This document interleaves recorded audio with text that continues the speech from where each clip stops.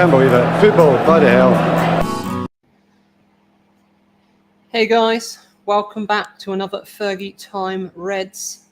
I've got my panel with me tonight after the game today and the game midweek we're going to get into in a minute. But yeah, welcome. How has everyone's week been? Yeah, it's been good so far. Yeah. It's been interesting the last 2 weeks, especially with United making us pull hair out that we don't have. But Yeah. it's been okay. Just to mention, Jono, while we're just starting the space, shout out to our sponsor, United Adored. And I think the other one is Streetwise Stu. I think we'll have him on to give background on what he does around Manchester and stuff. He does great work with, whatever he does. So hopefully we should be getting that done in the next couple of weeks. But just a shout out to the sponsors and thanks a lot for supporting, guys. And obviously the Sports Social, we use their network as well, man. Yeah, definitely. Yeah. Also, I put a link to a QR code to Adored. Make sure you check out their stuff. They've got really, really good merchandise. Hats, shirts, jumpers, the lot. Make sure you check them out. He's really good. Reasonable as well. Pin badges, the lot. So yeah, we'll go straight into it. It's been a interesting week for United. Ten Hag really under pressure now. We'll start with the mid game in Europe, and then we'll go into the Premier League game. So we'll start with the Porto game. Getting 2-0 up, to throw it away, to go 2-2, for them to take the lead, make it 3-2, and then Harry Maguire to come off the bench. I think he's the only sub that's worked for the manager the last few weeks, but him coming on and getting the winner. So what's your thoughts? I'll start with you, Masood, on the Porto game.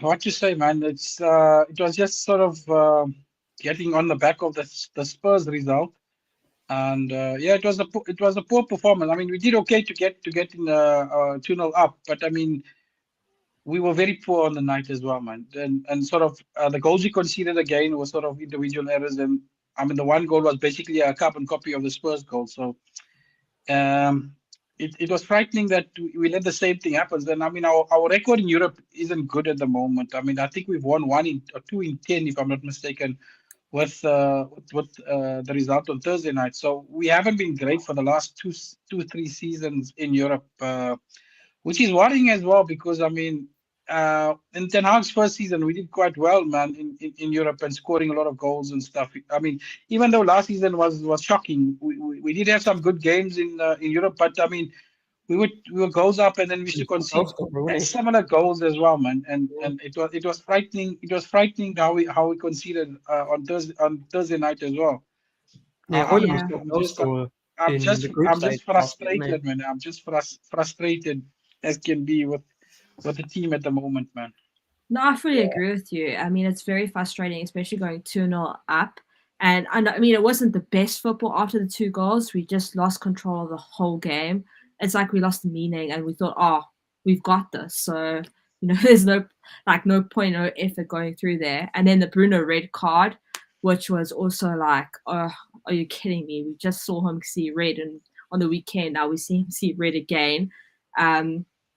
So it was a very frustrating night. But seeing Harry Maguire come off the bench and score that winner was something special. Not winner, draw. It felt like a winner in the sense that we came so far from almost losing that from a 2-0 lead. But it's not good enough, unfortunately. It's quite frustrating to see. Yeah, it was good for Højlund. I liked Højlund getting back on the score sheet, and hopefully he kicks on again now. Again, he got subbed off again today, which I don't like. I liked Zertsky, but I think if we're going for a goal, I think taking Højlund off wasn't the right call. Yeah, but we'll get into in a bit. bit. Jono, as a side to that, is that Højlund didn't have a full preseason. He got injured in preseason, and so he's basically building up his match fitness as well. So he might not be ready for 90 minutes. So as much as we're frustrated that he doesn't play a full 90 minutes, he might not be physically ready to play the 90 minutes. And I get that it's frustrating, but it is what it is where he came from, especially with him having a hamstring injury. You don't want another hamstring going or something. It's going to make it worse then. So I can get the substitution, but I get your point as well, where you don't want to see him go off because he does hold the ball up well and sort of bully defenders and stuff. But yeah, I can see the manager's point in taking him out. He might not be physically ready to go the full 90 minutes. Yeah. And then the big call in that game was the Rashford substitution, Again. which he said was for rotation, which everyone's calling him out for. He clearly has been our most dangerous outfield player this season. What was your thoughts on that decision? I thought it was a very odd one if you're chasing a goal. I mean, some of Ten Hag's decision making the last few weeks has been baffling. I mean, the thing is also we haven't been playing with the set formation or set structure. It's changing game by game, which is not sustainable as a football club, as a football team. You can't go from game to game, depending on who the opposition is and setting up your system to do that. It's not sustainable, like I said, going forward. So it's frustrating, and at the same time, some of the managers. I think the problem is Ten Hag is too much in his head at the moment, where he's trying maybe too hard also. But I've always said this, and I've maintained it from last season, is that eventually his stubbornness is going to get him sacked, and that you can see the roots of it has already set in already, and. Unfortunately, it's just the way it is at the moment with this guy. He's just too set in his ways in terms of how he wants to do things.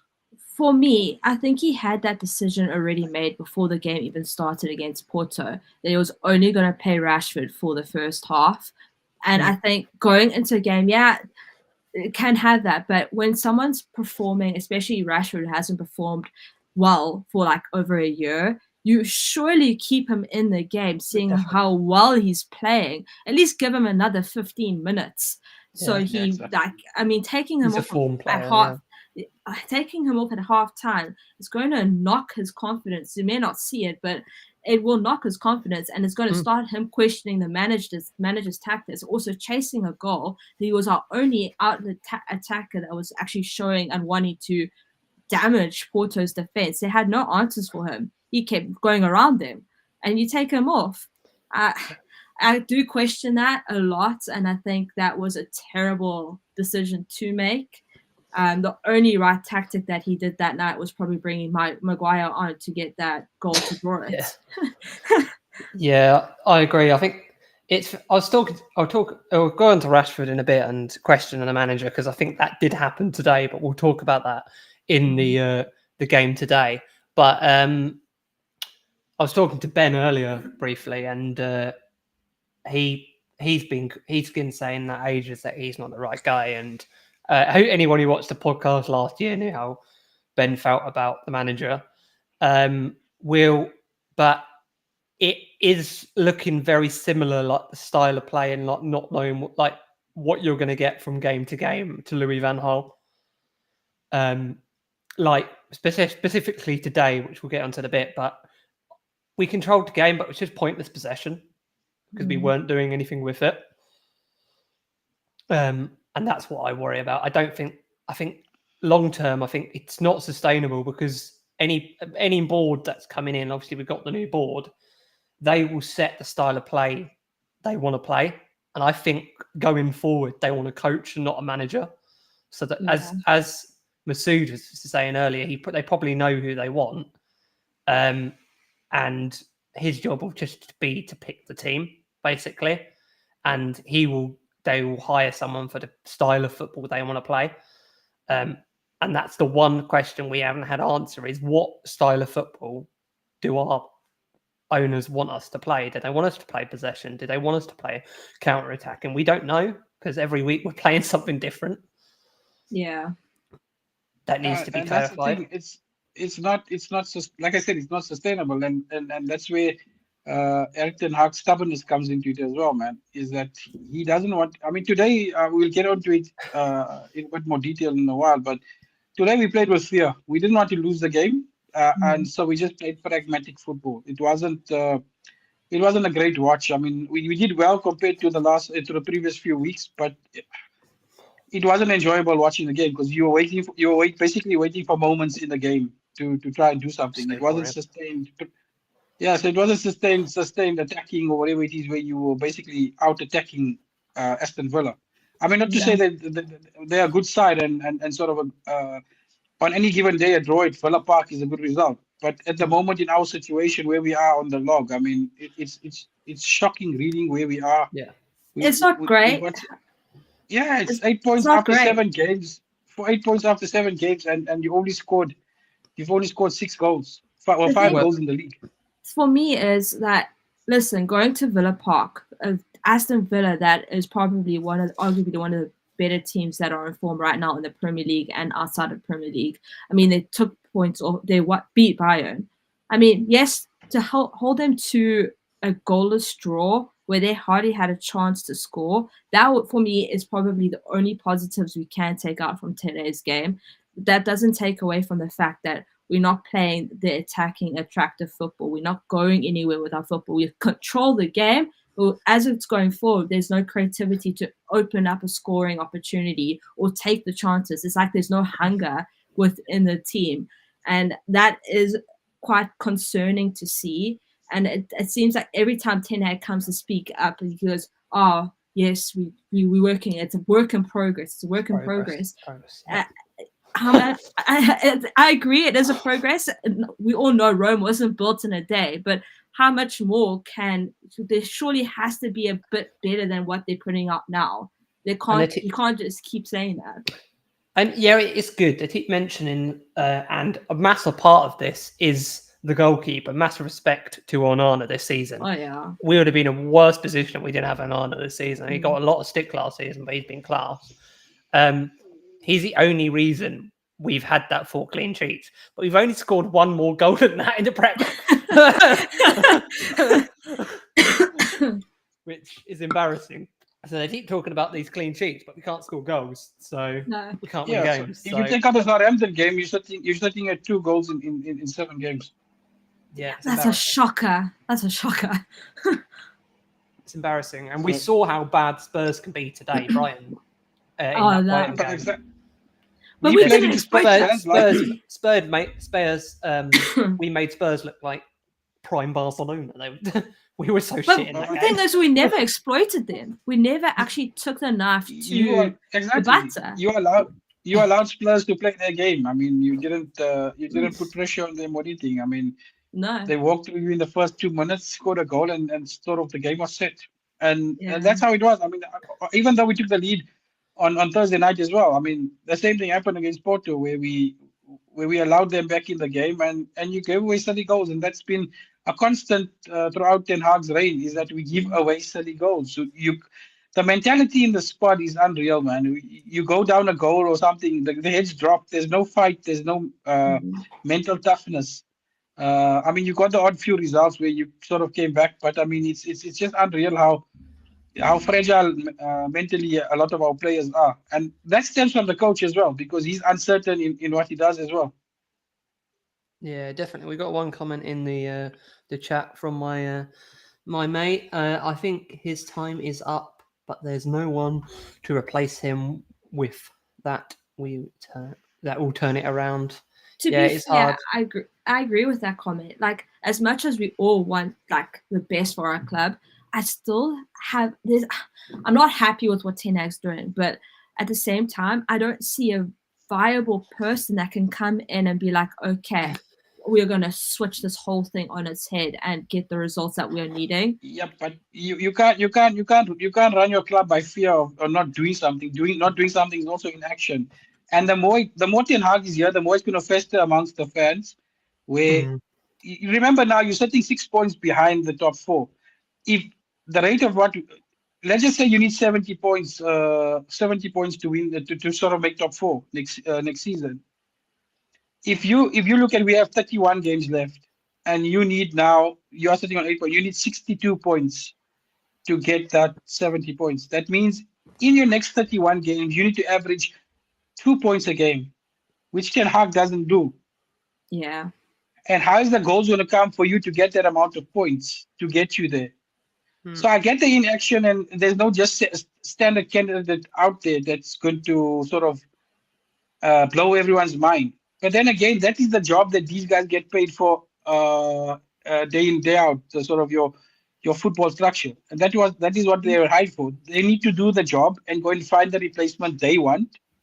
I Fair agree enough. with Dan Ashworth and Omar Barada didn't make the decision to keep Ten Hag. That was done obviously before they got to the club, which okay, fine. But they need to now decide what they want to do, because the more they don't make a decision, the more they look foolish as well, because they are sort of delaying the inevitable, and your season is going to flounder more going forward.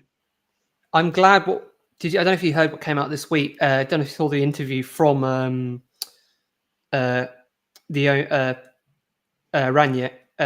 the owner, and he said Jim Ratcliffe. Yeah. So Jim Ratcliffe said that his decision, if Ten Hag is sacked, it's the board. So it is Barada, it is Dan Ashworth, it is Walcott, which is they're the football people. So it's good that they're going to make the decision and not Joel Glazer. But the thing is also they can't wait too long. I mean, it's not sustainable football. I mean, you are breaking the players more mentally going forward if you just keep the same thing going on. Yeah, I fully agree with you. How much worse is a new manager going to do? I agree with you, but at the same time, we're also going to ask the same question. How often have we sacked managers way too soon than what they needed to be? Looking at Jose Mourinho, who won trophies with us, especially a season that he did get sacked, same as Louis van Gaal. We sacked them way too soon, and we always regretted it afterwards. Is that going to be the same situation with Ten Hag? No, not really. Remember the structure that's there now is here now. It's not the same structure that was there when those managers left, and they obviously left for different reasons. They never had a football structure behind them. So whoever the new person is going to work under a different structure at the club going forward. It's going to get even better, especially if what you read about that Sir Jan Ratcliffe wants to basically get majority ownership of the club within 18 months. It's going to be even better for whoever comes in. So we shouldn't have that fear of we can't do this because this happened in the past. You can't live your life like that. It just doesn't work in life and in football. You can't live in the past, and sometimes you have to take a brave decision and do something different. I understand that they might have their plans and maybe want to have patience with this manager, and they might have. I mean, don't get me wrong.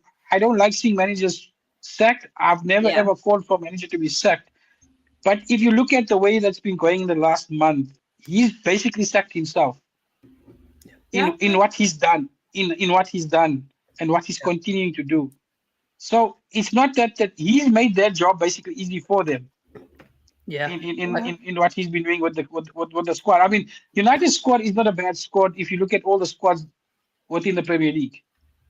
Oh, I think that he's not the actual squad. I'd say it's the best minimum, at least. Exactly, and he's not getting the best out of what you have. I mean, we've spent money, and we've always spent money. We'll always spend money, but you need to be able to get the best out of the players that you have. And he doesn't want to seem to play a structure or a system that gets the best out of the players that he has. Yeah, okay. No, I agree with you. It's not sustainable. I also think it will help. Like, I think anyone who's coming in now, as I said earlier, I think it's going to be a head coach, not a manager. The thing is, you see, Jono, as fans also, this idea of getting another Sir Alex Ferguson or Arsene Wenger, football has moved on from managers like that. Every club has a structure like what United have now, and most clubs have coaches. They don't have managers. Yeah, that's what I'm saying. So we are just basically catching up to other teams. Yeah. But we must have the new structure must have the authority and the right to do what they want to, and not be bullied by fans in what they want to do. Because Yeah, fan fully sentiment, agree. while I get it, it's important. You can't run your club by what fans decide and what fans want. It's not going to work. Yeah, Definitely agree. 100% agree. Yeah, we will go on to the Villa game now, but before we do, what's your thoughts on the rest of the European campaign? How do you think we will do in the Europa League? Well, to be Mexico. fair, We're in a to very be hard fair, position in the group now. we are in a very hard position, but we still got plenty of games left. And I mean, we got Celtic that is coming up. It won't be the next game, but Celtics will be probably our most challenging team, I would Yeah. think. Yeah. I expect us to at least win at least 3 of them. Or 4 I'd of say them. Porto's the hardest game in the group. Yeah, no, fully agree. And I mean, we should have beaten Porto, to be fair. Yeah. But I think we still have a really good chance of going through. It just depends on the style and the attitude our players go out onto that pitch, because we can't do what we did again today in Europa, because they will eat us alive. They Your will next take game, it. your next game in Europe is away to Fenerbahce and Jose Mm. Mourinho in Fred. So And he's going to yeah. take every chance he can get just to show that he's Exactly. better. And Amrabat. And Amrabat, yeah. And Amrabat. Yeah. So yeah, it's the European I mean, Europe's wide open. I mean, because if this was the old system, you basically not qualifying now because you've already haven't won a game you haven't won out of your 6 games, you haven't won 2. So I we mean, still got it's 6 still wide games left. open though. It's still wide Exactly. open. So you just need to finish in the top 8 to qualify for the knockouts. Unless you qualify from the 16th from the 9th spot onwards, you qualify for a playoff, which you don't want to do. You rather finish in the top 8. So I think if we you will win finish sort in of the 4 top out 8. of 6, if you win 4 out of 6, you got a chance of maybe finishing in the top 8. It just depends on other Yeah. results within the whole log. I do think we'll I think we'll qualify for the top 8. I don't think we'll have to go through that whole. Love the confidence here. knockouts. We'll win the Europa League. Easy work, someone says in the chat. Sure. Don't know what they've been having for drink tonight, but yeah. No, I love the confidence though. I mean that's great. Yes. So onto our Premier League game today against Aston Villa. An Aston Villa team I was quite surprised with the confidence they're coming off of that amazing win against Bayern Munich in the Champions League that no one expected. No offense to Villa, no one expected them to go in their debut in the Champions League and beat Villa in their first year back in the Champions League. But what a performance from them, and kudos to them on that. I was very worried about that game, and I don't know if they had a bit of a hangover from that game, because I expected a lot more from Villa. I'll be honest. We like, especially the first half, we were all over them. We just the same old story, just pointless possession, and we didn't do anything with it. Yeah. But yeah, what's your thoughts, guys? I just think today he set up not to lose. He just played pragmatic football. So you didn't basically take the game to Villa. So they were stifled in a way. They didn't know how you're going to play because you weren't open enough for them to do what they do best. So you basically set up in a mid to low block, and were waiting for sort of moments within the game to try and get something on the counter or in transition to try and snatch a goal here or there. But it's not something you can take forward going to the rest of the league campaign. This type of game. Now for me, it was just it was better than what we have played in terms of not conceding silly goals.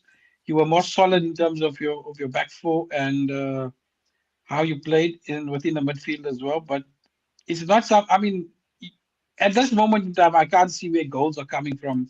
Yeah. Whether you're putting Rashford, Garnacho, Ama, Xerxes, Hoyland. It just doesn't work in a sense that we can get out of the defense, out of the midfield, but when it gets to the final third, we don't have any idea of what we want to do with the ball. There's no Yeah. Yeah. there's no sort of structure or plan of how you want to attack or what do you want to do. And sometimes we basically stick to the same thing. You attack from the same wing all the time. It's just down the left where Rashford is. There's nothing different happening. So it as an opposition club, it's easy to play against United because you know exactly what they're going to do, whether it's attacking or whatever it is. So I Yeah, mean, Villa very basically Villa weren't on form today, and they didn't play well. Okay, fair enough. You could say that United didn't allow them to play well, which is fine to say, but I'm not thrilled with how we played. What Better result, but performance-wise, Berbatov? I don't know if you saw Berbatov's there's a lot comment. to be decided. Yeah, Berbatov's comment was quite interesting. He said, "I'd be ashamed if I were the players on the pitch today that a 36-year-old Johnny Evans was man of the match. He was class, but that." Like, it's harsh, but to be fair, he's got a valid point.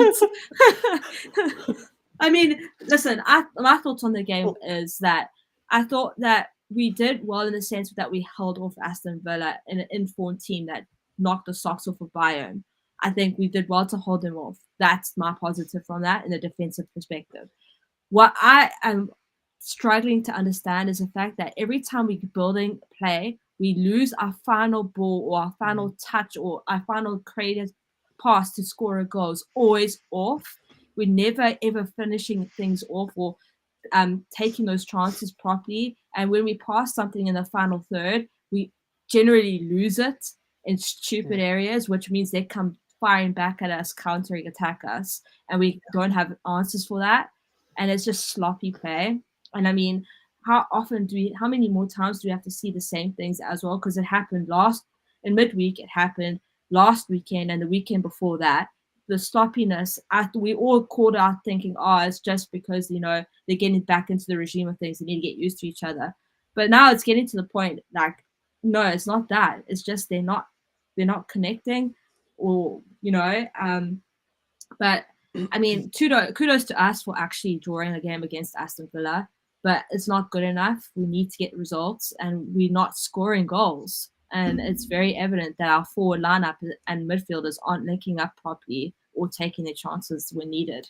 And that's a problem. Yeah, definitely. I think, as I said earlier, I think we'd be in a lot worse position if we didn't have an Arnold this season. Yeah. Nana saved us big time. A lot. But not scoring goals has been systemic from last season. I mean, you ended the season with a negative. I'd goal say difference. 3 seasons we struggled with it. You negative goal difference already this season. You haven't scored. I mean, we've scored 5 goals in 7 games. Yeah, that's a shocker. And if you take the Southampton game out, you scored 2 goals in 7 games. Yeah, that's not good. And it's not good enough. I mean, no. As much as we want to give the manager time and stuff, where is the improvement in the forward line? I don't see it. Well, I just don't see it.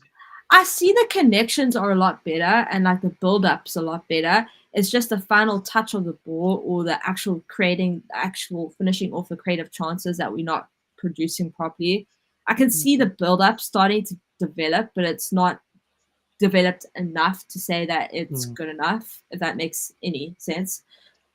Yeah. But the other problem is with United at the moment, the players also look like when they're playing with each other, they're allergic to the ball. Yeah. It's like a hot potato. Yeah. No one can keep the ball for 5 seconds. No. It's just touch and pass. But no one wants to hold the ball and look up and see what's on. They make the wrong decisions every week when it's the forward line. Every week it's the wrong pass. Someone's not looking up and taking a shot that's not on. It's not sustainable, man. No, fully agree. And for me, like, I get the hot potato thing. It works in certain aspects of a game, but they continuously try to do the same stuff throughout the game instead of just controlling the game, taking it from the scruff of the neck, building it up, pinging it all across the place, and then trying to cross it and shoot it. We're not doing that. We're just trying to play quick, and see if we can catch them out. And that doesn't necessarily always work. Yeah, I've got a comment here from my mate from my other podcast. According to Ten Hag, we can see an improvement while I'm slowly going insane. I generally don't take his post-match and pre-match comments. I don't take them seriously anymore, man. The man just, yeah, even besides press conference, even before the game, man, it's just harping on the same points. It's pointless asking him questions because he'll bring up his 1-2 trophies. He'll bring up work in progress. It's just becoming monotonous. Have you seen the memes? There's even memes about it now. Exactly. I mean, fair enough. I mean, it's we're in transition. We did. Yeah, we're in transition. Yeah, exactly. But the problem is, you can't be in transition your whole life. There has to be an end goal sometime as well, man. Well, in front of me here, I've got our last 10 results. And name me any manager in the world that would still be in a job after this. 1-0 loss to Fulham, 2-1 loss to Brighton, 3-0 loss to Liverpool, 3-0 against Southampton, 7-0 win against Barnsley, 0-0 against Palace, 1-1 against FC20, 3-0 loss against Spurs, 3-3 draw against Porto, and a 0-0 draw today against Aston Villa. It's just not good enough. No. And if you take the FA Cup out, the results before the FA Cup were shocking as well. We lost 4-0 to Palace, and I don't know what were the previous results to the Palace game as well, but it was shocking as well. So, in a sense, Ten Hag kept his job because the change of ownership and winning the happened FA Cup. when it happened. Yeah, if he didn't, I think regardless of the change of ownership, I think if he didn't win that FA Cup fight, if he lost that FA Cup final, he would have lost his job. That also shows me that these guys are indecisive of making decisions. You shouldn't base your future on one result. I think the problem there though was the board were into Dan fair enough. I understand that. It would be a different decision if everyone was in for that process, but okay, fair enough. You can give that, but it's now going back to the same patterns we were seeing last season, and you can't keep doing the same things. I mean, it's just insanity if you keep doing the same things over and over and again. It's creating even more division within the fans. You're getting people who you're getting opposition fans who are happy because they want Ten Hag to stay forever, man. Yeah. And we become, like you were saying earlier, Mikhail, there's a lot of memes going around, and the main thing is that most opposition fans want to see Ten Hag in because United are not feared as a football club anymore. In terms of when teams play us, they don't fear a result. They don't. I must say though, I was very. I'm on edge at the moment, but I was very much Ten Hag in at the end of last season, especially after winning the FA Cup. Purely because I knew how many injuries he had, and I still thought that he was showing some positive signs of going somewhere. This season, it kind of feels like it's dormant. Nothing's changed really. It's you could say some things have gone obviously in the positive area, but not nearly as much as it should have, especially with the players that he's brought in. So it's a bit concerning. £200 of his own signings on the bench today. Yeah, that's mental. Look, I get players out of form as well, and Lisandro Martinez deserved to be sitting on the bench today because he's been shocking the last few weeks. As much as I like him, and you see, there's no consequence for failure at the United because he sticks to people he trusts. And the thing is now, I don't know. For me, I just feel that the decision to have him sacked has been made last week after the Spurs result. It was just an exercise in futility this week, keeping him for these last two games. But I got a feeling by Tuesday, Wednesday, we'll hear that he's no longer the manager of the club. Yeah, I wouldn't put it past them, to be fair. And I agree. Looking at the results as well, I think it's a decent time to do it. Like games coming up, because even because of a bounce, say they do give it to Rude for the end of the season, and they don't bring a permanent manager in straight away. Brentford, in the Prem, I think we can get a result on a bounce if we get a manager in. Fenerbahce, Jose's Fenerbahce, then West Ham, Leicester, and then we've got Chelsea. So there's some winnable games there. Definitely. If we make a change, I think.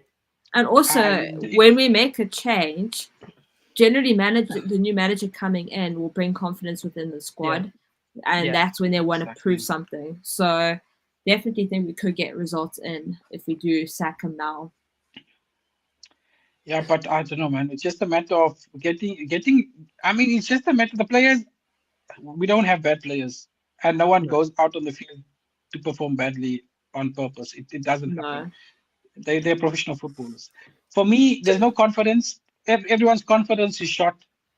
Mentally, they're not where they want to be as a team together, as a squad. And you need to build that up again. And the only way you do that is by winning games and making a habit of winning games. And the more you win games, the more you get confident, the more you become sort of, you basically put the fear in opposition again. And it's something we haven't done for a very, very, very long time. And it will take a long time to get there again. We as fans are going to have to be patient. I mean, some people aren't patient, and we might bring a new manager, and the same guys who call for this manager to be sacked will be calling for the new manager to be sacked. It's just a vicious cycle within our fan base at the moment as well. So it just depends on what they want to do and who they've chosen as their successor, whether he comes in at the end of the season or they go and get their permanent manager now after a couple of months or whatever it is. It just depends what they want to do. Rob Dawson has said something. I still don't believe this. Breaking Manchester United have privately admitted they really don't want to sack Eric Ten Hag. Rob Dawson, I don't believe that. Well, I've just looked on his Twitter. It's the last post he made was 8 hours ago, and that was just Rashford, Garnacho, and Højlund were starting together, which is his preferred starting 11 lineup. There hasn't been anything else, I don't think.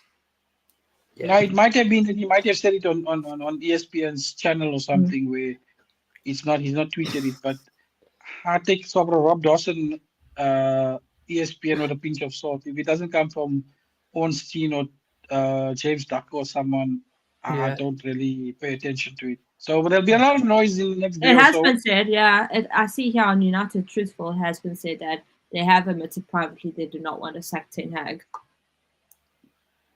But I don't know. They're making a rod for their own back. So they're looking very indecisive as a management team and sticking with someone who's not going to work, because you're going to come to into November's international break, maybe getting a few bad more results against City, against Chelsea, and then you're going to be even worse, and then you're going to have to write off another season, which we can't afford to do. Because if you don't make Champions League, if you don't make top 4 this season, your Adidas deal, you have to forfeit another percentage of your Adidas revenue. Your revenue for Europe is less, so then you don't spend that amount on better players, and it becomes a vicious cycle. I think they can't be leaving this decision for another few months, man. It's not sustainable. I think we saw something different today as well. Like, as long as it's like a lot of people, I think we've got to the point that we might think it's not the right decision to keep him, but the players have seemed that they've been behind him till now. But yeah, but today, Jono, that's fair enough. But I mean, players think that has changed today, though. Players don't. Well, I mean, Rashford's thing was. If you see Rashford's reaction to the goal to himself getting subbed, he basically said he's gone mad. Yeah. So what does that tell you? The players are going through at the moment. Yeah. So you can't look at it and say, no, Ten Hag is basically going to take us forward. Like I said, you need to get 62 points from the remaining games for the rest of the season. That's in between playing cup games in Europe, in the League Cup, in the FA Cup, where you see this manager with how he's setting up the team, getting basically 31 games and you're getting 62 points. You're basically looking between 15 and 20 wins. Well, I think our defense can definitely do it. We've seen them do it against Aston Villa. Yeah, but Whether or not but- our midfielders and attackers actually score and the style play, exactly. it's a lot of ifs being Exactly. The asked. thing is, you can't set up like today for the rest of the season, just trying to nick 1-0 wins. Yeah. It's not sustainable football because you're going to break down sometime. And to get 50, basically you need to win half the games that you basically 70% of the games you have remaining. You have to win to try and make top 4. 100%. That's true. Yeah, it's going to be an interesting few weeks. Wait, I've got some comments in chat. Crazy Boom, if you suddenly have some style of play for those games, we can build something. Yep. Style of play is massive here. I think we've got the players. We just need to start playing with them. But again, that comes down to the manager not being stubborn. And the thing is with Ten Hag is he has one style of play and he doesn't adapt for the game in terms of if it's not working, he sticks to it till the death. Yeah. Unlike other managers who see something not working, they'll change. He just seems to do the same thing. Even if he makes substitutions, it's the same thing. Even though he's changed the personnel, he wants the system to stay the same. Yeah. Which and also weird substitutions. substitutions. It's not exactly. Football is not like chess where you have to be calculated. You have to change with what's happening at the moment. I think where Ineos might like a Van Nistelrooy as well, where he's still quite a young coach. He's only had the one job, and he turned down some manager jobs in the summer.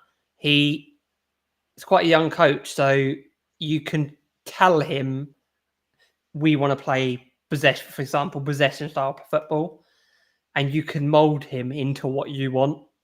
Compared to bringing in a proven manager, I think that's kind of what do you have the squad of players to play a Pep style system? I was just using that as an example. As a no. But I'm saying it's not sustainable. I mean, United have never ever in the history of United we've never played position style football. Yeah. No. Even if your academy doesn't play that type of football. Yeah. So it doesn't help you try and go to something that you don't do throughout the club. Yeah. It doesn't help the youngsters that come through to the first team to play a different style than they used to. Yeah. Oh yeah, definitely. I wasn't saying play possession. No. I get your point, but a lot of people have been saying it is that they want. Ineos have never said that they want to play a position style game. Yeah. What they said is they want to have the best of what United are, which is using the youth and playing attacking football. Attacking football doesn't mean it's fast-paced and attacking football. That's what we're known for. That is United. I mean, under Sir Alex Ferguson, you played attacking football. He didn't have. He stuck to a 4-4-2 system, but he basically had attackers that basically he told them to go and do what they do best. And there was no structure to attacking. And didn't Sir Alex Ferguson also say he trained his players to be a lot more fitter, so the other team would tire themselves out, and his players could still continue to carry on. But you see, the thing is also compared to those days, football has become where, like I said, the smaller teams have sort of got money as well, where they can afford to have the best of fitness, the best of your chefs and how they do things. Also, they're exactly the same place. So you need to have a different X factor to get over every club within the Premier League. I mean, a lot of games in the past is that you won the games before they were even played. Yeah. So even if you always listen to Scholes and people like that, they said the training sessions were harder than the game itself. Yeah. Because it wasn't as I'm not saying it wasn't. It wasn't as competitive in terms of how you had your first few clubs in those days that played a decent style of football, and you got the odd result where you had an anomaly where a lower team in the league won a game or whatever it is, but it wasn't sustainable like it is now. Sorry, excuse me. Where a lot of teams do have footballing structures, within their clubs to sustain playing the same type of football always. And the smaller clubs are always going to be fitter now because they realize that fitness is very important. Yeah, definitely. So to end on, what I was thinking is we're gonna make a prediction. We're gonna call the next couple of games, and then we'll go into who we think will be the manager after the international break and who we think the manager will be next season if it's going to be a caretaker. So I want your manager after the international break and next season. But first, what do you think about our game against Brentford and Fenerbahce? Mix, go for it. All right. So against Brentford, I think we will definitely get the win. I think it's been too many draws that have come into play. And I think especially with some players going on into international duty, some players coming back will be very tired. And I think that we could use that to our advantage. So I think we'll definitely get a 2-1 win against Brentford. And then from Fenerbahce, it's going to be a lot harder, especially knowing it's Jose Mourinho and Fred as team. So I think they're going to come hard at us, especially trying to prove a point to everyone what they are missing out on. So I think it could be either a 1-1 draw or a 1-0 United win. And as for new manager coming in after international break, I actually don't think we'll get a new manager after international break. I think we'll stick with Ten Hag. And then new manager after the new season. For the next season, I think it could be Ruud van Nistelrooy. Cool. Cool. What about you? Brentford won't be easy because they've beaten us a few times in the last 2 seasons. And yesterday, if you looked at the game yesterday, it was a mental game they played yesterday where they scored 5 goals as well. So, I mean, they are scoring a lot of goals, and they're a team that will score a lot of goals because they play on the front foot. So it just depends which United turns up and exactly. And the thing is, the thing is, it just depends what United turn up. You can't predict which United team are going to turn up on the day, and that's another issue that we have as fans, is that we don't know what players are going to play and how they're going to play. And then so you can win the Brentford game because. But I mean, if you remember last season at Old Trafford, McTominay came on to score 2 late goals for us to win the game. So it's a team like Brentford we've always struggled against.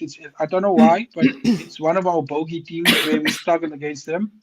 And they just have this thing of enjoying playing against United. They find it easy to play against United. It's just an anomaly that we go through. Fenerbahce, it just depends. They lost a couple of games at home this season already. I mean, it's going to be a cauldron because everyone loves United coming to their ground and making noise. So, like I said, our players have to be mentally tough for that game, and you can win at in Turkey. Like I said, it's just a matter of us being mentally strong going forward for the next 2 games. I don't know. I've got a feeling that Ten Hag's going to be sacked. I just think that it's not sustainable going forward, man. If you're gonna keep him in the job and things don't work out in the next 3-4 games, you're gonna be having a worse uproar with the fans, and you're going to jeopardize the rest of your season going forward. So for me, I think if we're going the interim route, it will probably be route till however long the interim period is. But for me, the manager I want, if it's next season, and if you can prize him out to the national job at Germany, I want Julian Nagelsmann to be our coach. Not a bad call, that. Yeah. I think we'll have a manager bounce because I think there will be a change. So I think we will beat Brentford. I'm going to go 3-1. I think we'll have a good result. I think historically, when we have sacked a manager and got, like, say, even if it's caretaker manager and we have had a bounce, like when Ollie came in and he went on that run, I think it could be a similar situation under a Van Nistelrooy. So I'm going to say we get the win against Brentford 3-1. I think Fenerbahce will be a really hard game, but I think we can get it done, and I think we'll win 2-1 there. I think after the international break, we'll have Van Nistelrooy. I'd like Nagelsmann, but I think next season we'll have Tuchel. Yeah. Because they've openly had multiple talks with him in the past. They have. I don't know if Yeah, I like but Tuchel though. it's not about that. I think the problem with Tuchel is he wants to have too much power, and I think he's Yeah. going to butt heads. He's going to be butt heads with the football structure. And I think if we wanted Tuchel, he would have been our manager in the summer already. So I don't think they could agree on what he wants to do going forward with the club. And the thing is, I don't see him as a manager who will build a project because he's never been at a club more than 3 years. Mm. Mm. So it's not sustainable if Ineos want something to build something. If Omar Barada, if you read last week where he had a staff meeting and he says his idea is for us to win the league by 2028 when it's our 150th anniversary of the club Yeah. being created. So we Yeah. basically got 4 seasons and they've got 4 seasons, well, 3.5 seasons now to get us there. And they Yeah. need to make a good decision now to get Yeah. us to that point. Yeah. Anyway, guys, thanks for watching. Make sure you check out our sponsors. Did you want to fill up the audience in if they weren't here at the start, Masood? Yeah, so go and check United Adored. They have some brilliant products, United related products. And also just check out Streetwise 2 and what he does in and around Manchester. And I think we'll be having him on a podcast in a couple of weeks, giving a background of what he does and the role he plays within the community within Manchester as well, man. So big up to him. And thanks to the sponsors as well. It's good to have sponsors that are watching and are following us as well. Yeah, we support them and they support us. Also, massive shout out to the Sports Social Podcast Network as well that has sponsored us since the start. Came over from another podcast I've had in the past. They've got loads of podcasts in there if you like all types of sports, so make sure you check them out. And thanks for watching. This has been the Fergie Time Reds. Come on, United! Cheers, guys. Up the Reds. Bye. Have a good internet.